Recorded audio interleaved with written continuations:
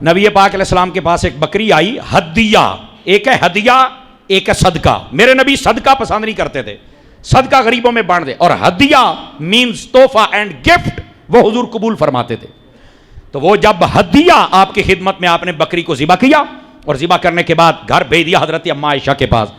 حضرت اما عائشہ کی تربیت یہ تھی کہ جو آئے خیرات کرنا ہے. میرے نبی نے فرمایا 3 درہم ہوں اور ہمارے گھر میں وہ رہ جائیں، یا 1 درہم ہو 3 دن تک رہ جائے، یا بعض روایات میں 1 درہم ہو اور رات پوری گزر جائے.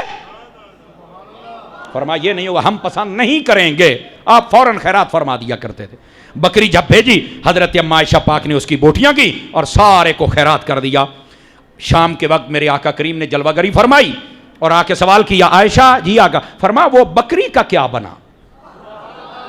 اب یہ بخاری شریف، بکری کا کیا بنا؟ نبی پاک علیہ السلام کو بکری کی دستی، سامنے والی ٹانگوں کو دستی کہتے ہیں، اور یہ وہ دستی ہوتی ہے جو سب سے لذیذ بھی بنتی ہے اور اس کے ریشے دانتوں میں بھی نہیں پھنستے اور معدے میں بھی جلدی ہضم ہو جاتی ہے. ٹھیک ہے، تو نبی پاک علیہ السلام اس کو پسند سے تناول فرمایا کرتے تھے. حضرت اما عائشہ پاک نے ایک دستی رکھ لی، باقی ساری بکری خیرات کر دی. اب جب میرے آقا کریم نے پوچھا نا تو آپ نے وہ دستی اٹھائی. فرمایا حضور ایک دستی بچ گئی ہے، جیسے بندہ بے تکلف ہو کے کلام کرتا ہے، باقی گئی.